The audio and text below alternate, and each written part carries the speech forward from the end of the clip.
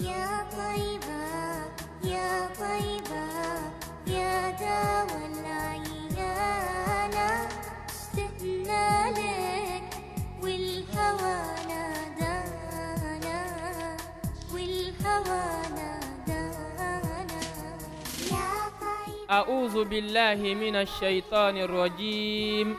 بسم الله الرحمن الرحيم. الحمد لله رب العالمين، والصلاة والسلام على رسول الله سيدنا محمد وعلى آله وأصحابه أجمعين.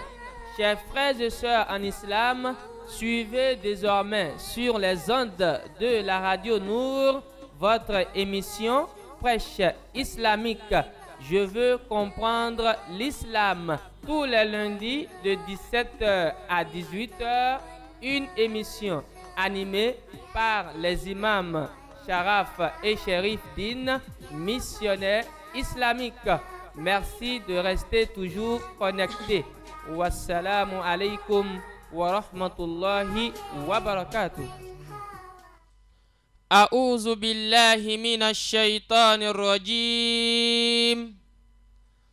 بسم الله الرحمن الرحيم. الحمد لله رب العالمين،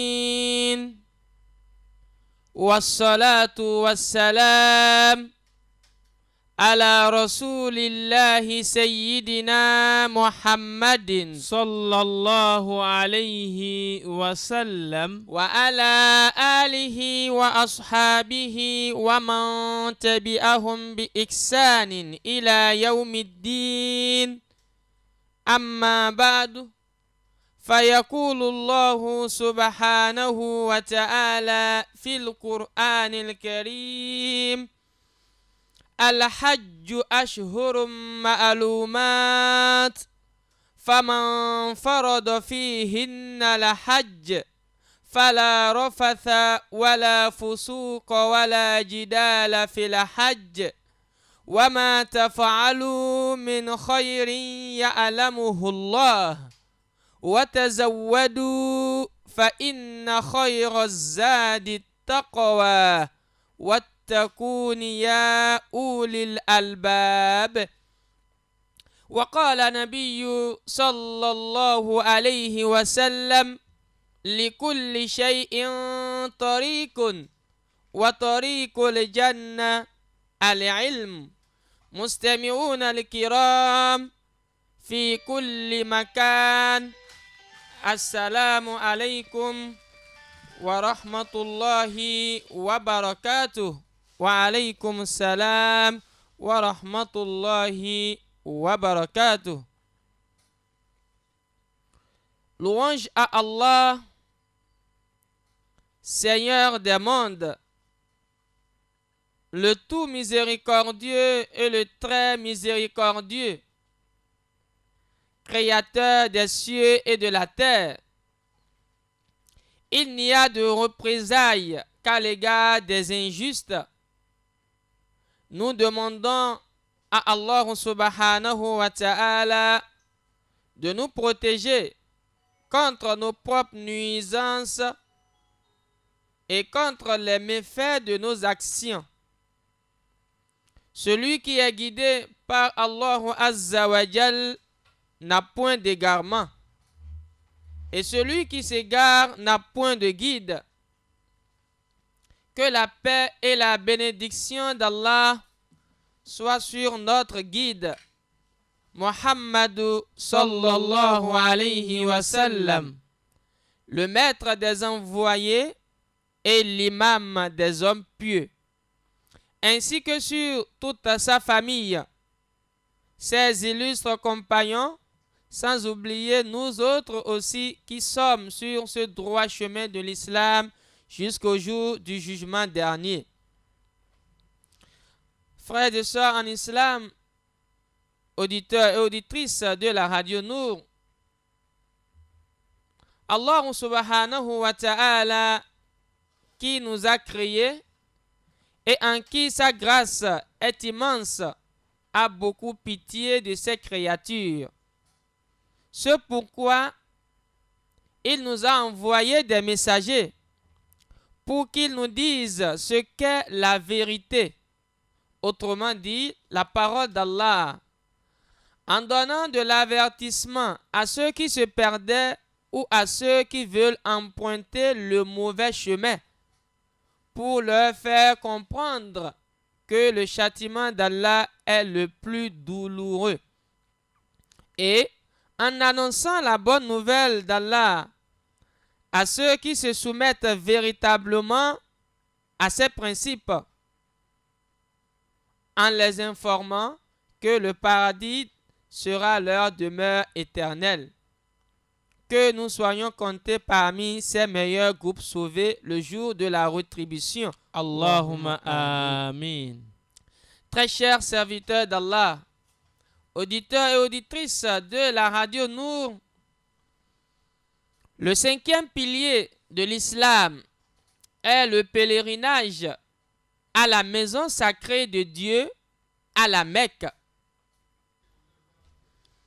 Alors, frères et sœurs en islam, auditeurs et auditrices de la radio Nour, le 5e pilier de l'islam est le pèlerinage à la maison sacrée de Dieu, à la Mecque. Ce rite n'est obligatoire que pour les fidèles croyants musulmans qui en ont les moyens et seulement une fois dans la vie. Et s'ils pratiquent ce devoir religieux plus d'une fois durant leur vie, c'est alors une bonne œuvre volontaire. Les musulmans retirent du pèlerinage des profits innombrables. Premièrement, le Hajj est une adoration vouée à Dieu par l'âme, le corps, l'esprit et la fortune.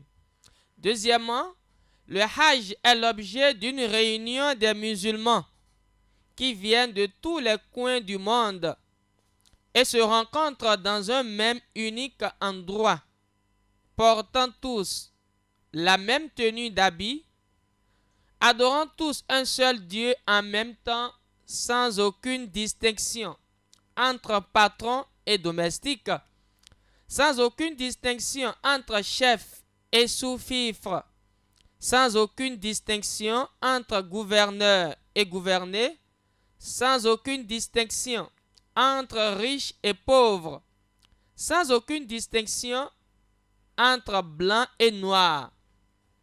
Tous sont des créatures de Dieu et ses servants adorateurs. De ce fait, les musulmans se font connaissance et coopèrent entre eux, se rappellent le jour de la résurrection de toutes les créatures du monde rassemblées dans le même endroit pour le règlement des comptes. Alors, ils se préparent pour ce jour après la mort, par leur soumission complète à Dieu, Allah subhanahu wa ta'ala. فرض الحج في سنة التاسعة من الهجرة. Le grand pèlerinage appelé Hajj était devenu une obligation pour les musulmans au moment où le Hijra était à sa 9e année. Et le Hijra, c'est bien sûr le déplacement du noble messager Muhammad sallallahu alayhi wa sallam de la Mecque pour Médine. Donc au moment où ce voyage Hijra du messager d'Allah de la Mecque pour Médine était à sa 9e année, Allah a fait du pèlerinage une obligation pour les musulmans qui en ont les moyens. Walam yahujja nabiyyu sallallahu alayhi wa sallam siwa hajjatil wada. Le prophète Mohammed sallallahu alayhi wa sallam, durant toute sa vie, a fait un seul pèlerinage. Et au cours de ce pèlerinage, il avait fait ses adieux à toute la communauté musulmane. Falahu thawabun azimun wa ajrun karimun. Le pèlerinage dont nous parlons a beaucoup de récompenses. Faqad qala sallallahu alayhi wa sallam al-hajjul mabrur laysa lahu jaza'un illa le jannah. Le prophète Mohammed sallallahu alayhi wa sallam, dans son enseignement, nous dit: un pèlerinage bien fait et accepté par Allah n'a aucune récompense que le paradis. Allahu Akbar. Wa qala alayhi salatu wassalam: man hajja falam yarfuth wa lam yafsuq kharaja min dhunubihi kayawmi waladathu ummuhu. Le messager d'Allah, dans son enseignement, nous dit: quiconque accomplit le pèlerinage en s'abstenant de toute cohabitation et de libertinage sera absous de ses péchés comme le jour où sa mère l'a mis au monde. C'est-à-dire, Allah lui pardonnera tous les péchés et il sera comme un nouveau-né sans avoir aucun péché. Wa huwa ruknun min arkanil islam. Le grand pèlerinage Al-Hajj est l'un des piliers de l'islam. Allah nous dit dans le glorieux Coran, chapitre 3, verset 97, Qala ta'ala: Walillahi ala nasi hijjul bayti man istata'a ilayhi sabila wa man kafara fa inna Allaha ghaniyyun anil alamin. Qui veut dire, en faire le pèlerinage est une obligation pour quiconque en a la possibilité. Quant aux infidèles, qu'importe, Allah peut se passer de l'univers. Frères et sœurs en islam, le pèlerinage est une obligation qu'on doit s'en acquitter une fois au moins dans la vie. L'homme doit accomplir le pèlerinage lui-même. Et s'il est incapable de le faire, il peut charger quelqu'un d'autre de le faire à sa place en lui assurant les frais de dépense. Ibn Umar raconte: un homme demanda à l'envoyé de Dieu, qu'Allah le bénisse et le salue, Amin. qui est à ton avis le vrai pèlerin? Le messager d'Allah répondit: le vrai pèlerin, c'est l'homme à la tête ébouriffée et au corps puant à cause du long voyage. Un autre se leva et demanda: ô messager de Dieu, quel est le meilleur pèlerinage?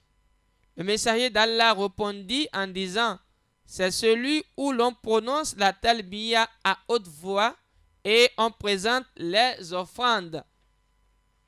Quant à Ibn Abbas, il rapporte que l'envoyé de Dieu Muhammad sallallahu alayhi wa sallam, qu'Allah le bénisse et le salue, a dit: Amin.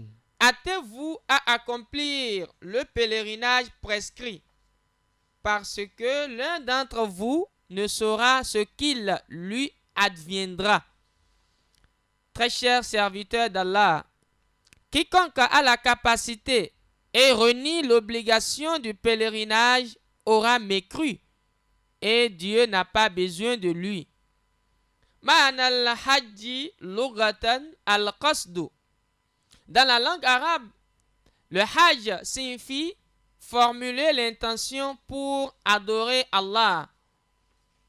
Wa shar'an qasdu makkata li amalin makhsusin fi zamanin makhsusin ala wajhin makhsusin.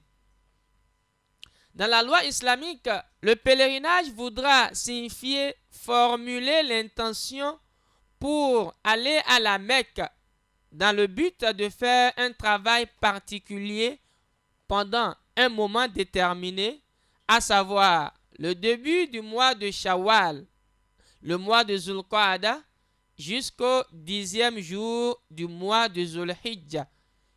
Et tout ceci suivant une direction spéciale. Ma'anal umrah lugatan aziyara. Le petit pèlerinage que nous appelons umrah en langue arabe veut dire la visite des lieux saints en hommage à Allah. Wa shar'an ziyaratul bayti ala wajhin mahsusin. Dans la loi islamique, le petit pèlerinage Umrah signifie la visite de la maison d'Allah qui a pour nom Kaaba, et ce selon un but spécial. Shurutuhuma khamsatun. Alors, les conditions à remplir pour le petit pèlerinage Umrah ainsi que le grand pèlerinage Hajj sont au nombre de 5. Al-Islam. Première condition, nous avons l'Islam, c'est-à-dire celui ou celle qui veut faire la Umrah ou le Hajj doit être forcément musulman. La permission n'est pas donnée aux non-musulmans. Al-Khuriyya. La deuxième condition, nous avons la liberté. Celui ou celle qui veut faire le petit pèlerinage Umrah ou bien le grand pèlerinage doit être une personne libre et non un esclave. Al-Aql. Troisième condition, nous avons la raison. Celui ou celle qui veut faire la Umrah ou le Hajj doit être une personne bien portante, raisonnable, conforme au bon sens. Il n'est pas permis à celui ou bien à celle qui a perdu la raison ou qui est atteinte d'aliénation mentale de faire le pèlerinage ou le Hajj. Al-Bulugh. La quatrième condition, nous avons l'âge. Celui ou celle qui veut faire la Umrah ou le Hajj doit être une personne majeure et non un petit enfant. Si un petit enfant fait le pèlerinage, il n'aura pas la récompense du pèlerinage, mais aura tout simplement la récompense d'une œuvre surérogatoire. Al-Istita'a. La cinquième condition, nous avons donc la capacité. Celui ou celle qui veut faire la Umrah ou le Hajj doit être une personne qui a la capacité, c'est-à-dire possédant les moyens matériels et physiques. Si la capacité n'y est pas, on peut laisser tomber, car le messager d'Allah nous dit dans son enseignement, Qala sallallahu alayhi wa sallam, innamal a'malu binniyat. Certes, les œuvres sont considérées selon les intentions, et le pèlerinage n'est pas une obligation si on n'a pas les moyens. Mais pour celui ou celle qui a la capacité et qui ne veut pas faire le pèlerinage ou qui pense que sa richesse diminuera, alors ce dernier se trompe largement, car le pèlerinage est le 5e pilier de l'islam. وتزيد المرأة شرطا سادسا وهو وجود محرمها خوفا عليها من الفتنة. Alors, toutes les 5 conditions que nous venons de citer sont réservées pour les hommes qui veulent faire la Umrah ou le pèlerinage, le Hajj. S'agissant de la femme, une 6e condition s'impose. Cette condition consiste à ce que la femme soit obligatoirement accompagnée d'une personne très familière ou bien d'une personne dont sa présence à côté d'elle l'obligera à bien se comporter durant ce rite, le Hajj ou bien la Umrah, comme par exemple son mari ou bien son père ou bien son frère de sang ou son fils. Cette condition est particulière à la femme. Elle doit être accompagnée d'un mahram, à savoir son mari ou toute autre personne qui lui est interdite éternellement en mariage, comme son père, son fils ou son frère de sang.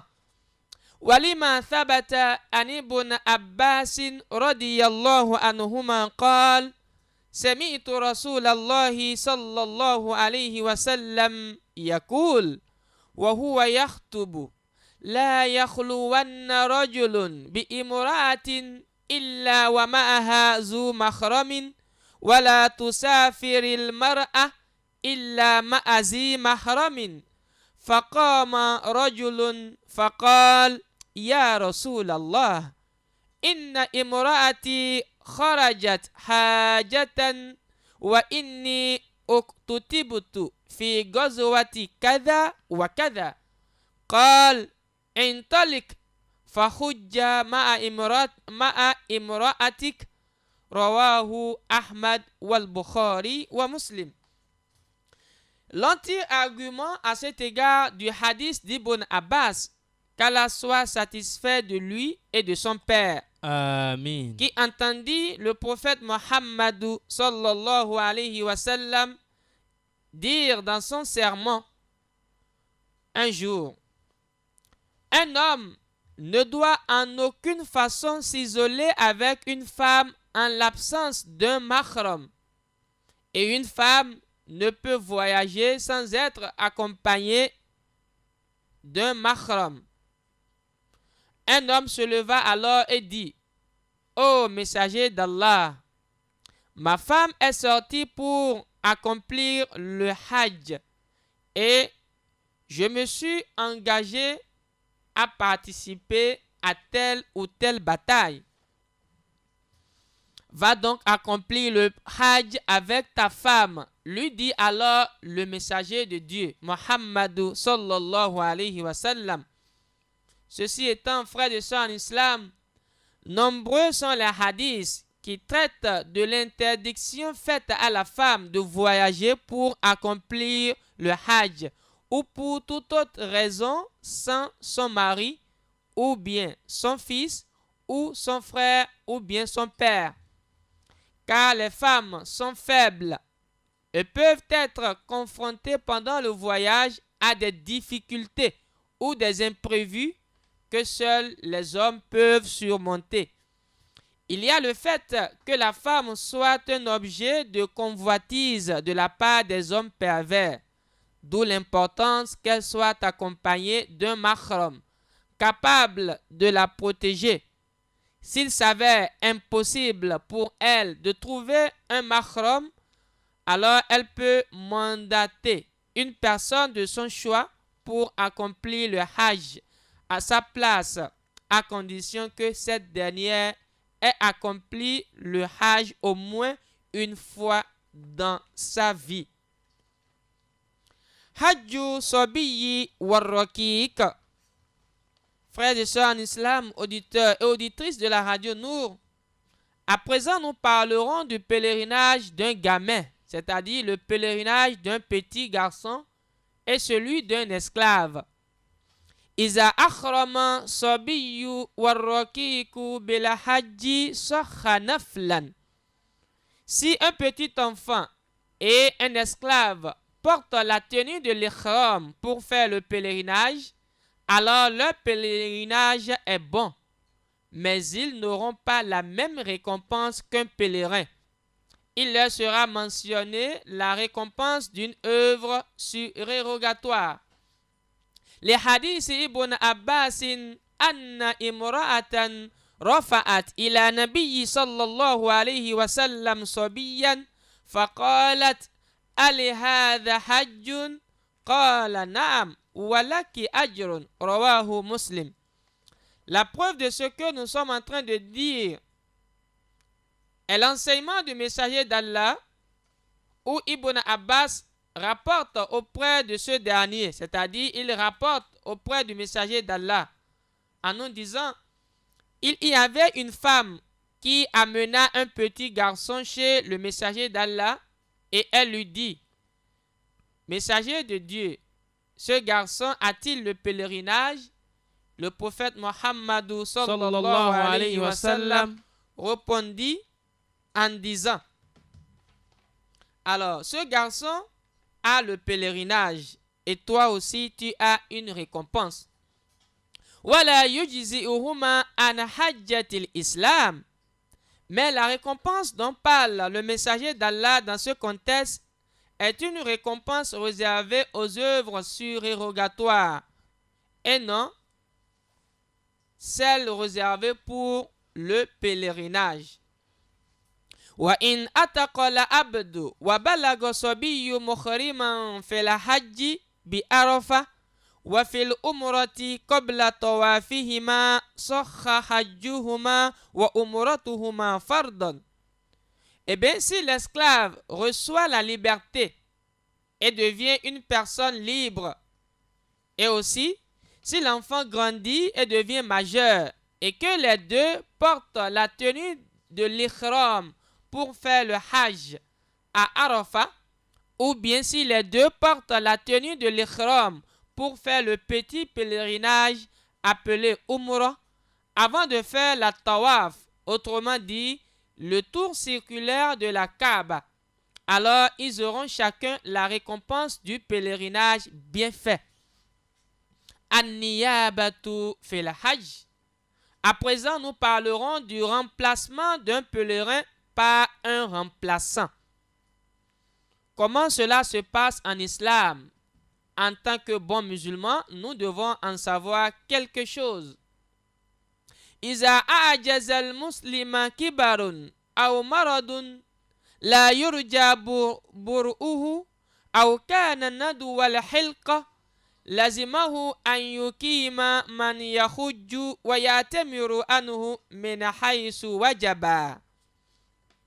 Si, à titre d'exemple, un musulman a atteint la vieillesse et qu'il n'a plus la force, ou bien il est sérieusement malade, jusqu'à ce que rien ne nous rassure que ce dernier pourra se rétablir de sa maladie, ou bien si ce dernier est chétif, autrement dit gringalé ou très mince, et ne possédant plus de force.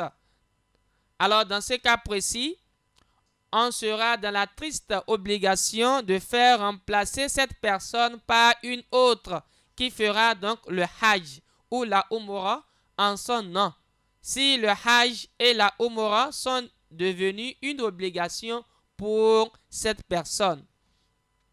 وَيُجْزِئُ عَنْهُ وَإِنْ أُفِيَ بَعْدَ الْإِحْرَامِ. Celui ou celle qui a envoyé quelqu'un d'autre pour faire le hajj en son nom sera compté parmi les pèlerins et il aura la récompense du pèlerinage, même s'il retrouvait sa santé après que les pèlerins aient porté la tenue de l'ihram. Wa immata man lazimahu ukhrija min tarikatihi. Pour celui ou celle dont la umrah et le hajj sont devenus une obligation, c'est-à-dire ce dernier a les moyens et se prépare déjà, mais n'a pas pu le faire avant qu'il ne soit décédé. Dans ce cas précis, la famille du défunt sera obligée de prendre dans l'héritage du défunt l'argent de Umrah et celui de Hajj et envoyer quelqu'un en son nom pour qu'on puisse faire le pèlerinage en son nom. Man hajja an ghayrihi wa lam yahujja an nafsihi. Man alayhi hajjatul islami aw hajjatu qada'in aw nadhrin lam yasukha wa lam yajuz an yahujja an ghayrihi. Très chers serviteurs d'Allah, auditeurs et auditrices de la radio Nour, celui ou celle qui n'a pas encore fait le pèlerinage au moins une fois dans sa vie ne doit pas faire le pèlerinage, à la place d'une autre personne. Si on le lui dit, il doit refuser. Avant qu'il ne le fasse, alors il doit faire d'abord le pèlerinage au moins une fois dans sa vie. De même, celui ou celle qui a fait une promesse à Allah, en lui disant comme par exemple, « Oh, ya Allah, si effectivement tu me donnes un enfant, ou si tu m'accordes la richesse, je ferai pour toi le pèlerinage en guise de récompense. » Et effectivement, Allah subhanahu wa ta'ala l'a satisfait en lui donnant cet enfant ou en lui accordant cette richesse. Mais ce dernier n'a pas pu tenir sa promesse. Alors, ce dernier ne peut pas faire le pèlerinage pour une autre personne. Même si on le lui dit, il doit d'abord tenir la promesse d'Allah avant de penser à faire le pèlerinage pour d'autres personnes. An Sa'id ibn Jubayr, an ibn Abbas, anna Nabiyya sallallahu alayhi wa sallam sami'a rajulan yaqul labayka an shuburuma. قال من شبرمة قال أخ لي أو قريب لي قال حججت عن نفسك قال لا قال حج عن نفسك ثم عن شبرمة. D'après Saïd, fils de Jubayr, un hadith rapporté par Ibn Abbas. Certes, le prophète Mohammed sallallahu alayhi wa sallam entendait un jeune homme dit à côté de la Kaaba, me voici au service de celui qu'on appelle Shuburuma. Et le messager d'Allah lui dit, ben, qui est Shuburuma? Ce dernier répondit, Shuburuma est un frère à moi. Et le messager d'Allah l'interrogea en lui disant, fais-tu le pèlerinage pour toi-même ou bien pour ton ami Shuburuma? Il dit, non, je fais le pèlerinage pour mon ami Shuburuma. Et le prophète lui dit, fais le pèlerinage pour toi-même d'abord. Après, tu reviendras pour faire celui de ton ami Shuburuma. Cet enseignement de messager d'Allah vient confirmer ce que nous venons de dire, à savoir celui qui n'a pas encore fait le pèlerinage au moins une fois dans sa vie, ne peut pas le faire à la place d'une autre personne. Très chers serviteurs d'Allah, auditeurs et auditrices de la Radio Nour, j'espère que le temps qui nous a été réservé tire déjà vers sa fin. Il nous reste tout simplement 6 bonnes minutes. Nous allons donc consacrer ces 6 bonnes minutes pour nos auditeurs et auditrices de la Radio Nour. Vous pouvez donc participer à cette émission en composant tout simplement le 8817 ou le 04 85 62 95. 8817 ou le 04 85 62 95 sont les numéros à composer pour participer à cette émission Prêche islamique. Je veux comprendre l'islam que nous animons tous les lundis de 17h à 18h. Le temps de recevoir nos auditeurs, nous allons donc demander aux techniciens de bien vouloir balancer le générique de l'émission. يا طيبة يا طيبة يا دوا العيانة اشتقنا لك والهوى نادانا والهوى نادانا يا طيبة. أعوذ بالله من الشيطان الرجيم. بسم الله الرحمن الرحيم. الحمد لله رب العالمين والصلاة والسلام على رسول الله سيدنا محمد وعلى آله وأصحابه أجمعين. Chers frères et sœurs en islam, suivez désormais sur les ondes de la Radio Nour votre émission Prêche islamique. Je veux comprendre l'islam. Tous les lundis de 17h à 18h, une émission animée par les imams Sharaf et Sherif Din, missionnaires islamiques. Merci de rester toujours connectés. Wassalamu alaikum wa rahmatullahi wa barakatuh.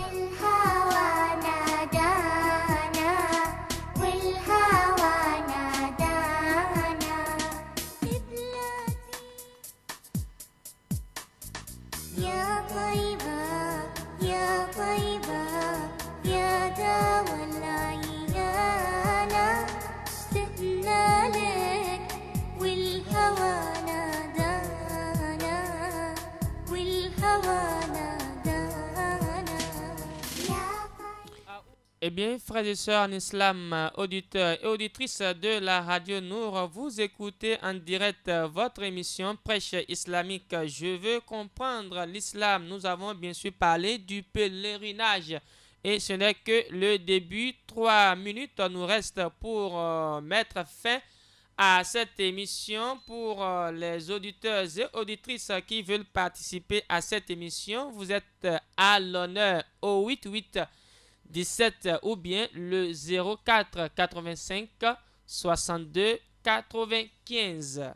Une émission animée par les imams Sharaf et Sherif Din, missionnaires islamiques. Merci de rester toujours connectés.